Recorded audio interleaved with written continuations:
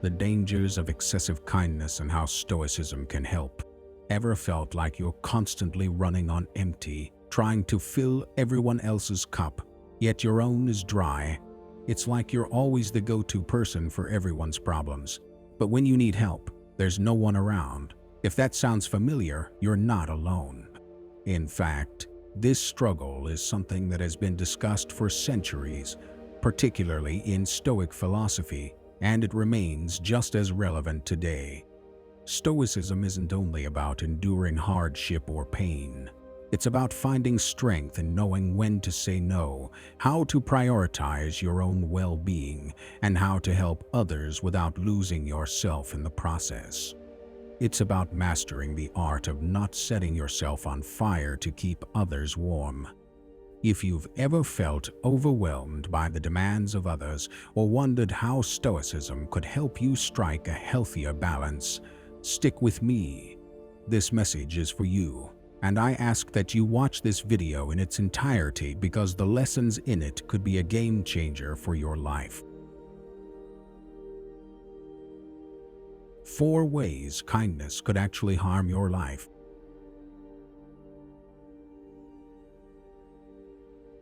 1. The trap of overgiving.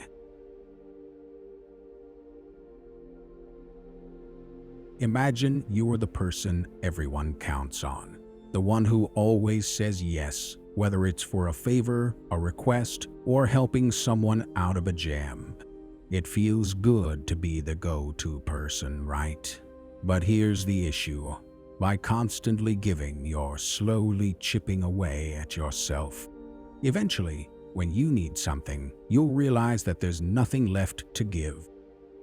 This is where Stoic wisdom, particularly from Marcus Aurelius, becomes crucial.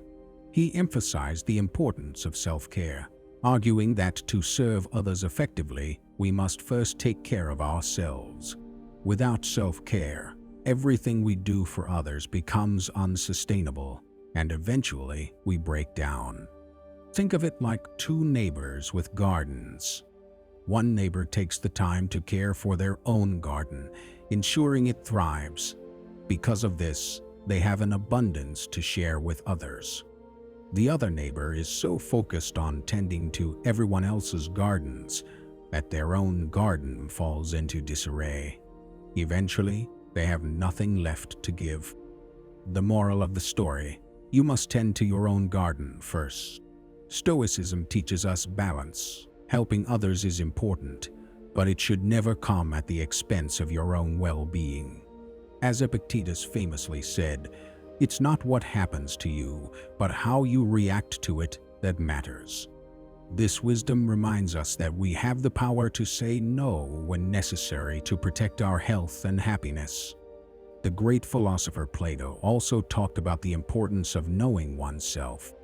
Recognizing our limits allows us to give meaningfully without overextending ourselves. Only when we are strong, not depleted, can we offer the best help to others.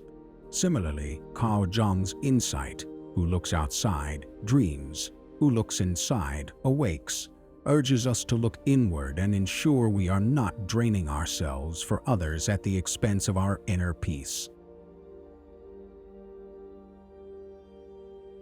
2. The art of giving without expectations.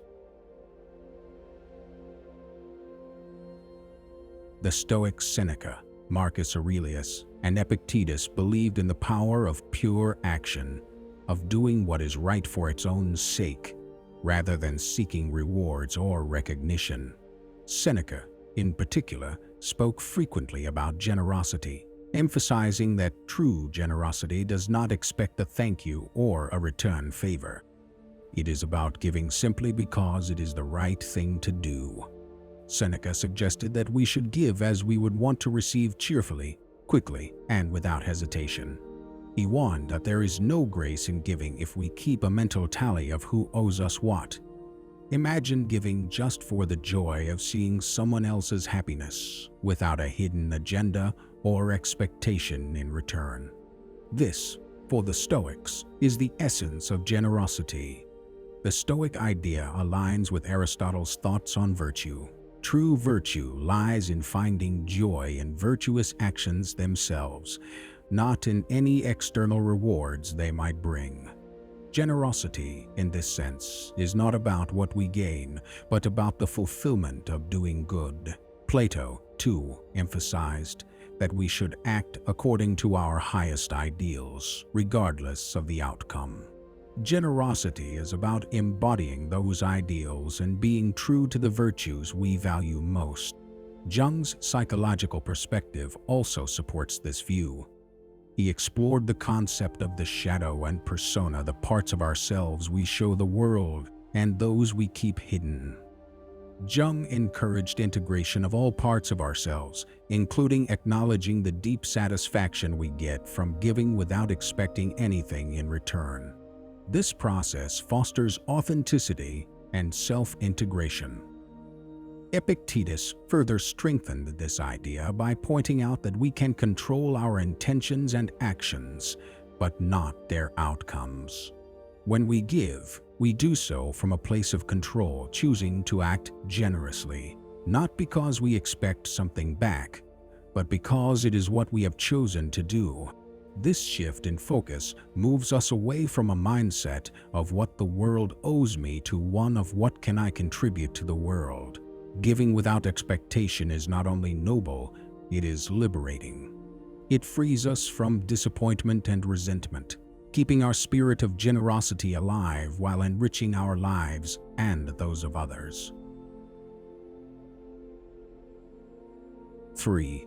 The necessity of boundaries.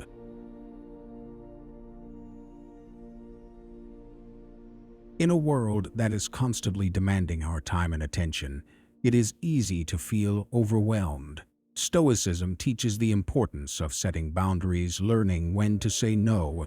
But setting boundaries isn't about being cold or uncaring. It's about protecting our own well-being so that we can be of true service to others. Consider the story of a mother who, out of love and care, did everything for her daughter. On the surface, this seems like the epitome of parental love. However, it had unintended consequences. The daughter never learned how to navigate the world on her own. Only after the mother's passing did the daughter face the challenge of standing on her own 2 feet. This simple yet profound story illustrates a key Stoic truth: excessive help can stunt personal growth.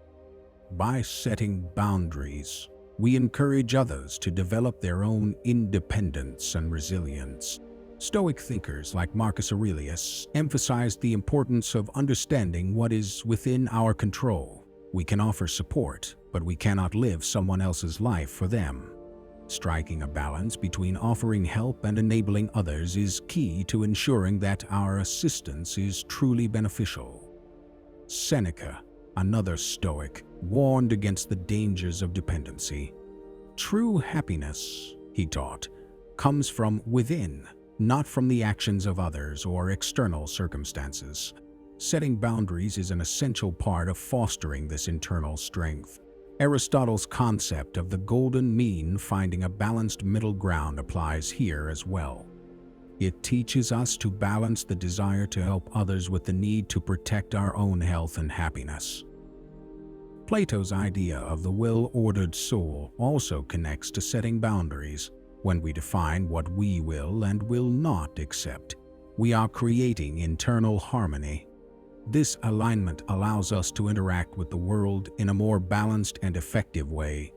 And from Jung's psychological perspective, setting boundaries is an essential part of the process of individuation, becoming fully integrated and authentic individuals. In conclusion, Stoic principles provide us with valuable tools for navigating generosity and boundaries in a healthy, sustainable way. They remind us that we must first take care of ourselves before we can effectively help others, and that true generosity comes from giving without expectation. By setting clear boundaries, we not only protect ourselves, but also empower others to grow and thrive.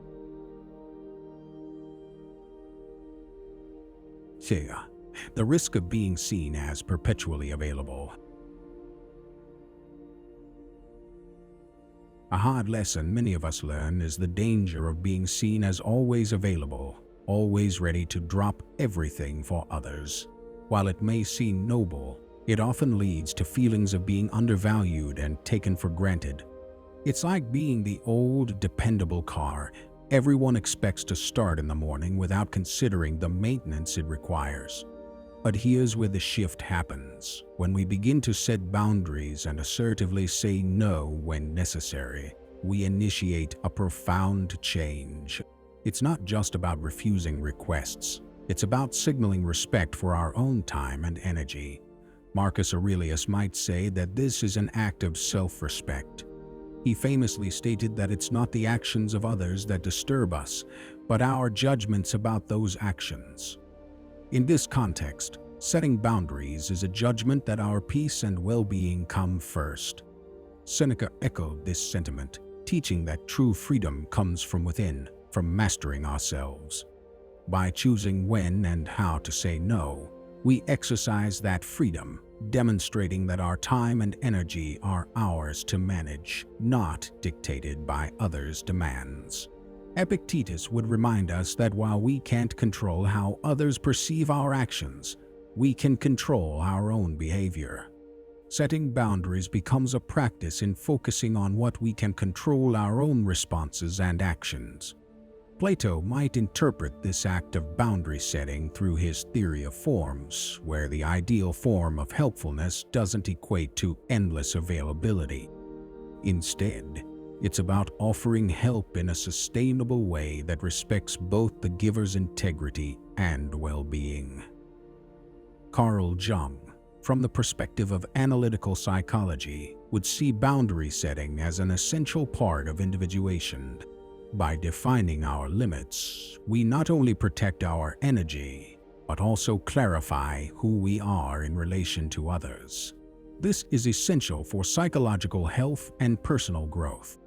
The takeaway from this wisdom is clear: live boldly and compassionately, with a keen awareness of both your own needs and those of others. Set boundaries that allow you to be fully present and genuine in your kindness. Stoicism isn't about withdrawing from the world. It's about engaging with it more fully, with a clear understanding of what it means to live well. As we conclude this journey, remember that the Stoic path isn't one of isolation, but one of profound engagement with the world. It's about cultivating an inner sanctuary of peace from which we can offer our kindness and generosity without losing ourselves. This ancient wisdom, more relevant today than ever, invites us to embrace life in its full complexity, balancing the act of giving with the preservation of our own well-being. Let this wisdom guide you as you continue your journey. Explore these suggested videos on the screen, where we dive even deeper into the art of living well, finding harmony between the demands of the world and the needs of our souls. Together, let's grow, inspire, and be inspired as we navigate this beautiful, complex life with wisdom, courage, and an open heart. Thank you for sharing this moment with me and for being part of the Stoic Strength.